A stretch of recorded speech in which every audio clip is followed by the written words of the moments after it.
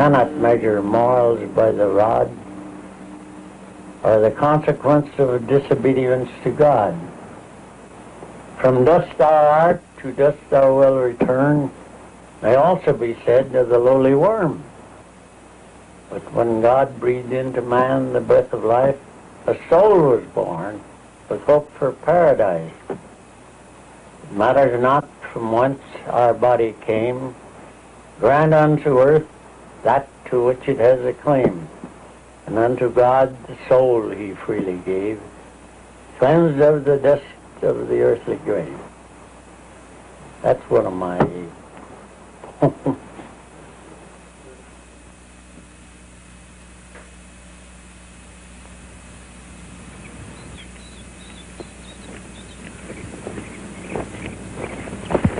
Yeah. Three of them all here at once.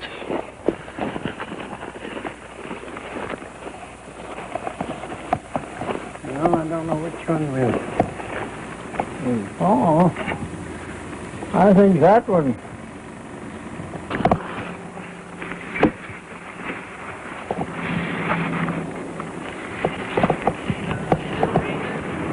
I think we can get it out in there.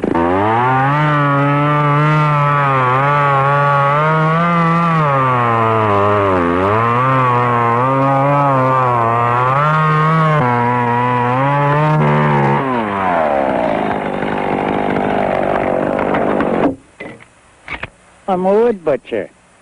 Well, that means that you're a rough carpenter, that you can work on logs and rocks and so forth, and you can't work on bricks and lumber and do a good job. I was building these cabins when I was 15 years old back in Minnesota. That's the only kind of cabins they had. When the homesteaders had come in to take up a homestead, why, the neighbors would all go over there and build them a cabin. Within a week, they'd have some place to live in. I did have one brother up in Seattle and decided to come back out here. And there was the lumber company grabbing all this timberland up here. And of course, that interested me because I was interested in timber by working with it back there in Minnesota. So I came down here from Seattle and took a homestead in 1907. It cost $1.25 an acre, which was $200 for 160 acres. Then I got the contract building these here houses when I didn't have anything else to do. They were cheaper. When you get a log cabin for a couple $100, you know, it was cheaper than sod stuff even at any time. I got $300 for building this cabin.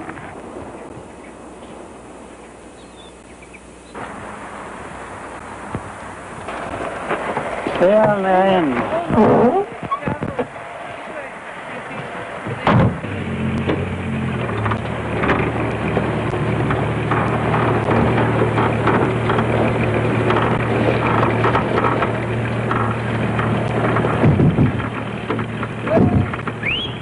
Gusty and Taylor. Well, they wanted, of course they wanted a job, I suppose the main thing. And then they did want to learn to build a log cabin. And both of them was interested in building a log cabin. And I said the best way to learn is to come over and go to work at it. I said, and that's the best way.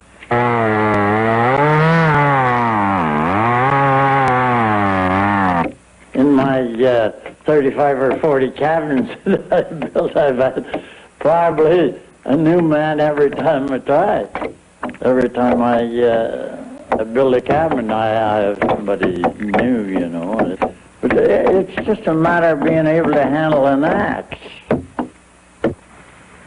It took them some time to get used to using an axe. They never used an axe, you see, before in their lives. And it takes time for them to break in. And about the time we got through, why, they were broke in pretty well, you see.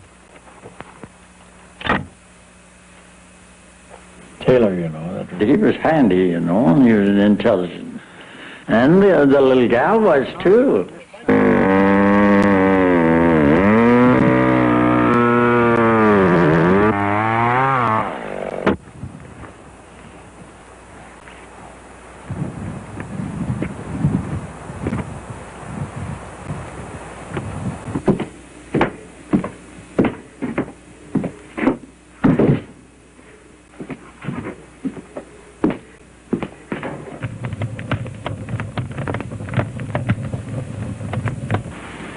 Well, I suppose I got to do it.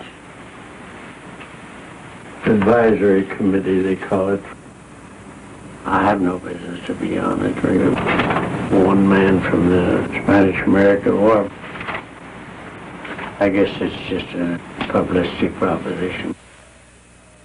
I enlisted in Chicago, and we went out to the Orient, China, Japan, the Philippines, and we was a flagship on the Pacific Fleet at that time. The old Oregon was out there, and I came home on the Oregon, the battleship Oregon. And how do you do? How are you? We'll get them all straightened out here. He represents the Purple Heart, and he represents World War I veterans, and he represents the VFW. You represent the DAV, and you represent the Spanish-American War veterans, okay? There's only 4 of us left in the state now. That's all you do. It's just for to take care of this money to loan to veterans, young people. Oh, it don't have to be young people. They're a very good committee. How old are you? 93. 93. There's a lot of serious things in life that aggravates you and gets you off, but if you have a little sense of humor, you can take it. And otherwise, without a sense of humor, you're in tough proposition as near as I can see. And I think that's one of the main things. You can't take everything too serious. The TV boys, they came from Baker, and they came over here about 10 o'clock or 11 one day. Wanted to take some pictures. Well, I said, go ahead, take your pictures. I didn't know who they were at the time. And they want to know we could go out in the woods and do a little work out there and one thing. I said, oh, we went out in the woods and split some posts out for them and cut them up.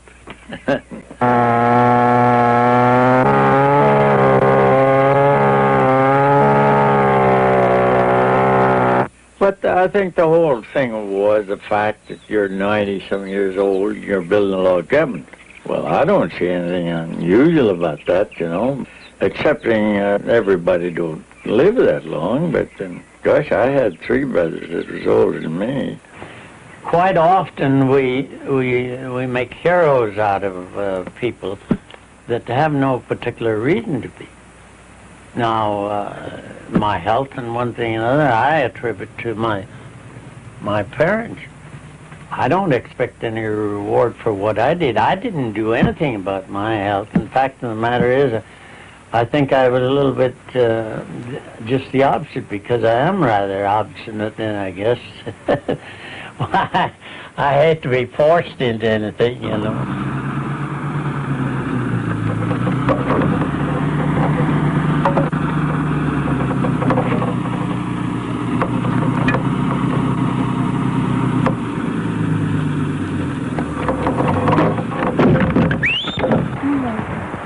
Not that nice. You don't have to have much intelligence to build a cabin after you see how it's done, you know, and do a few logs. Then it's just work. Strong in the back, weak in the head proposition.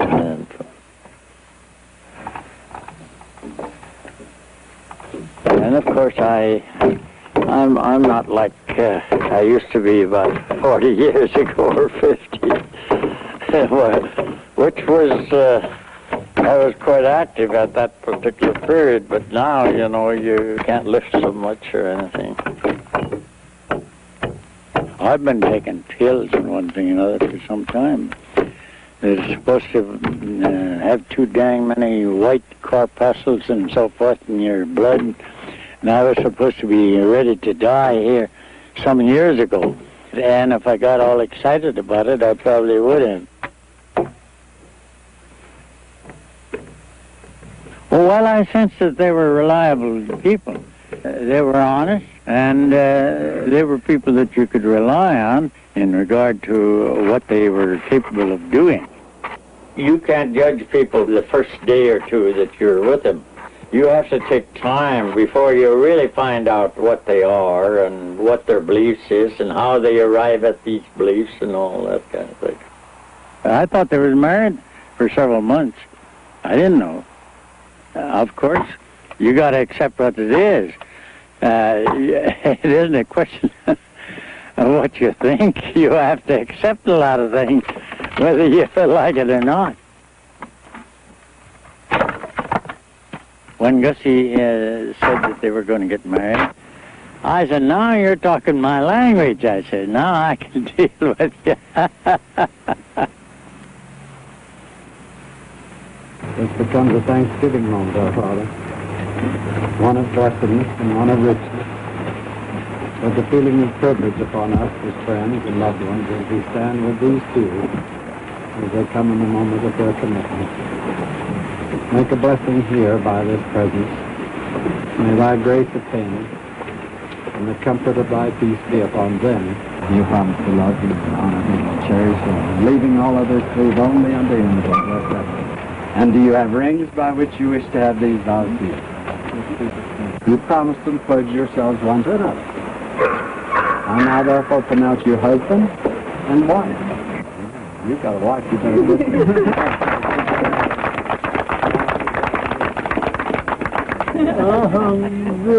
Thank you, Larry. Thank you. Bob, Yeah. I think you helped it a lot. Well, I You hope really I did. This is the third one. Really? That house got married? Yeah. They use that house for celebrating too.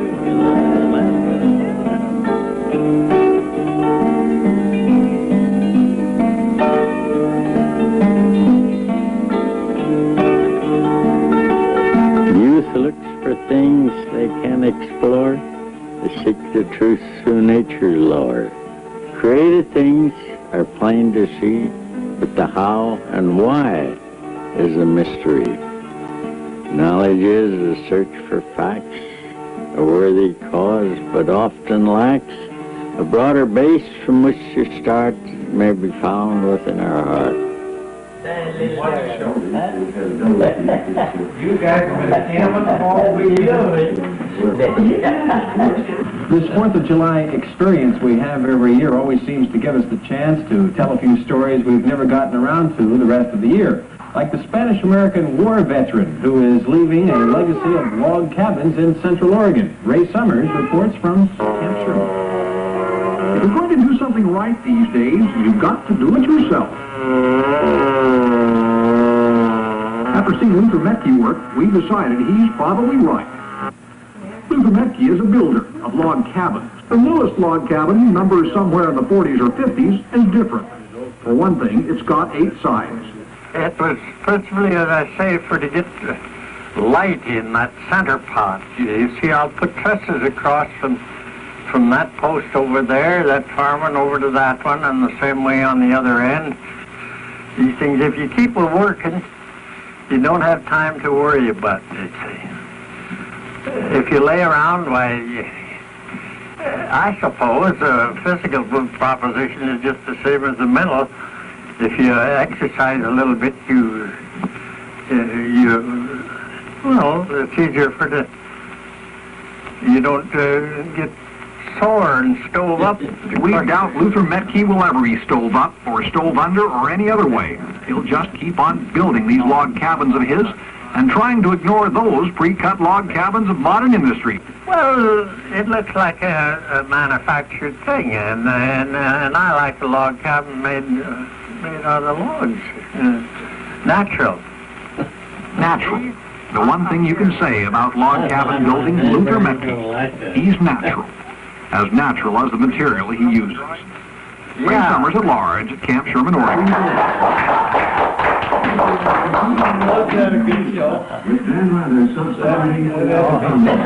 I want to be able to go over to his place. That guy won't let you over there now. Then I went out to China and going up the Yangtze River, and the old Chinaman told me that these barren hills at one time was full of timber. They had cut all the timber off, and you couldn't even see a sign of a stump then. It was just virgin soil. There wasn't even grass growing on it. Of course, that reminded me of the fact that there was a possibility that we may run out of timber. We thought we had enough to last us forever, you know, and we did have, if we take care of it, but we haven't taken care of it. They haven't done enough for the amount of men that's here, you see. What I have in mind, when they had a dozen men, they did just as much as they do now with 500. It becomes I think after a period of time, it becomes a kind of a bureaucracy, and their principal object is taking care of their job.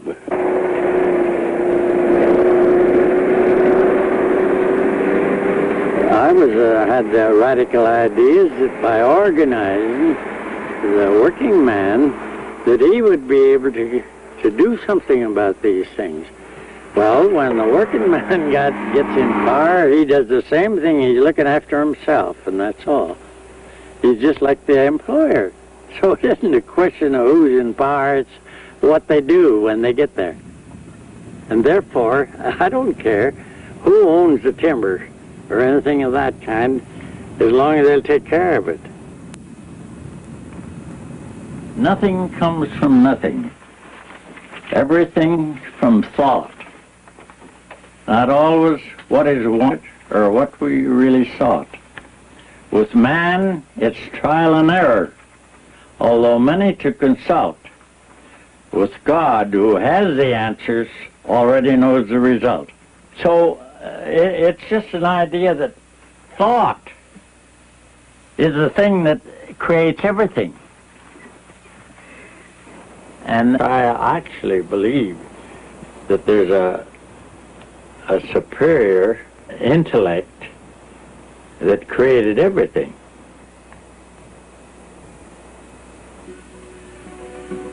I'm living here alone because I'm independent when I'm alone. I'm independent as far as any of my kids is concerned. They all invite me and stay in one thing or another, and I probably will when I get helpless. But as long as I'm able to be around and do a little something and keep fairly healthy, I don't see any object. I've got to the point where I can live with myself, in other words. There was a time when it's pretty hard when you hated yourself, you know, and you couldn't live with yourself. But then, of course, it's tough on you. But if you get to the point where you can live with yourself, it's not too hard.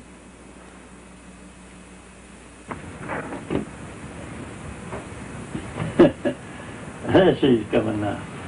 Oh, yeah. Well, I'll have to go out here.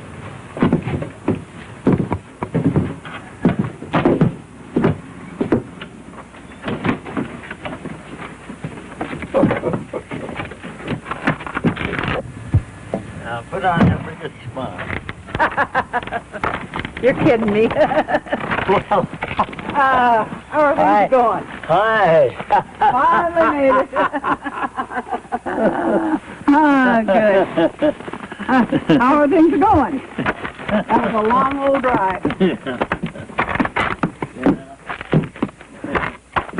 time you take this with you along. This is my daughter, John, Mrs. Dodd, and this is my granddaughter, Mrs. Montgomery, and this is her boy, Travis. Usual, he don't count, but then. That's John, that's Vicki, and I'm May. Yeah, we're trying to build a house for it. I don't know whether they'll ever get it done. I was going to say, if you ever get it done. Yeah. Oh, really? They're going to retire. Oh, yeah, it will. He'll be 94 next month. Next month. Yeah. 20th of next month. 94 years Old young. George Washington and I, we were all us for He's almost as old as George Washington. Well, I used to be older. I used to be 2 days ahead of him, but now he's caught up with me and he got ahead.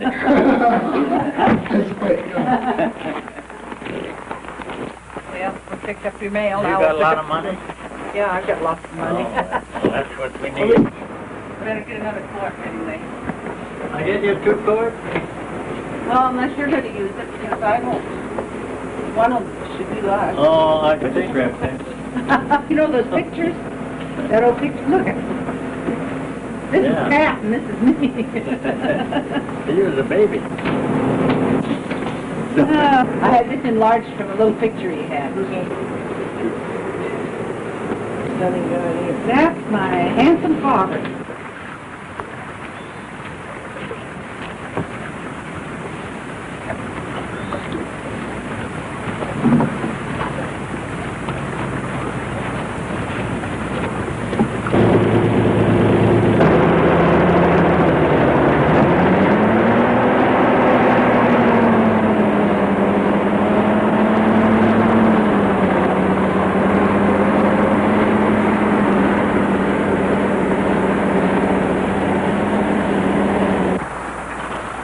My brother-in-law and I, we used to work together building bridges. We built practically every bridge between Bend and way up near Crescent. I built that upper bridge there at Bend and the footbridge, and then of course for the Forest Service I built lots of bridges for them. Bob DeCourcy, we used to work together a lot. We used to do a lot of bridge work and stuff, and I located him on a claim up there. And she'd been there 2 or 3 days, I guess, you know. And he was always kidding, you know. And so when I come in there, he said, Lou, he said, I'll tell you, what do you take for to marry this girl here, you know? That was the first introduction I got, you see. And of course it embarrassed her. Well, I said, I'll think it over and give you a price and so forth. Well, he said, I ain't got anything but an old white horse out here now, but he said, you can have that. You're married. Of course, he dashes off, you know, mad. So that was the way we was introduced. Well, I said, I'm a tramp. I said, if you want to take up with an old tramp, why, it's perfectly all right. But I said, don't look for any diamonds or anything. You probably have more rocks in your head. So, she took a chance. He always took care of Mom. My mother was in a wheelchair for the last 8 years of her life, and he cared for her completely. He clothed her, they went to church every Sunday. They never stayed home. When she passed away, I couldn't do any good just brooding, and therefore, I was feeling bad laying around all this time. He was ready to retire, and we all thought that was right. After all, he'd worked hard all of his life, and he should have a chance like everyone else to enjoy life for a change. Well, when I was 75 years old, I quit work temporarily. But I didn't find it very pleasant. I found laying around, you don't feel so good, you know, and it wasn't long because I was beginning to hate myself. So naturally, I went back to work. I got to work, and I felt better, felt lots better. And then May said, she wanted a house over there, and I said, all right, I suppose I better build you one.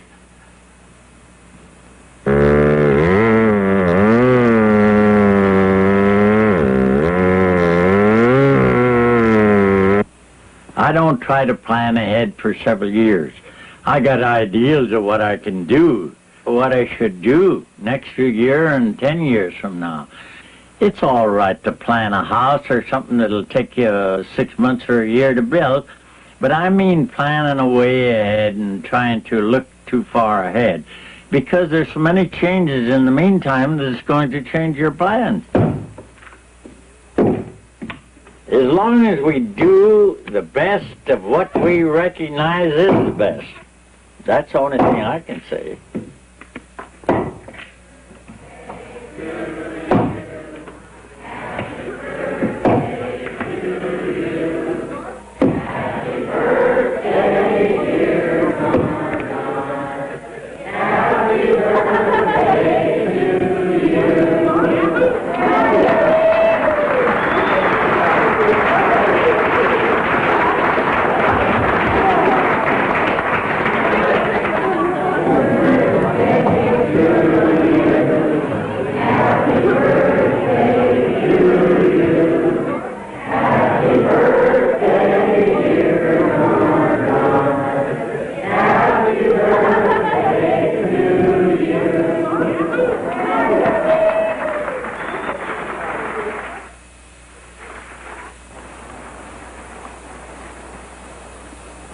I don't worry about death.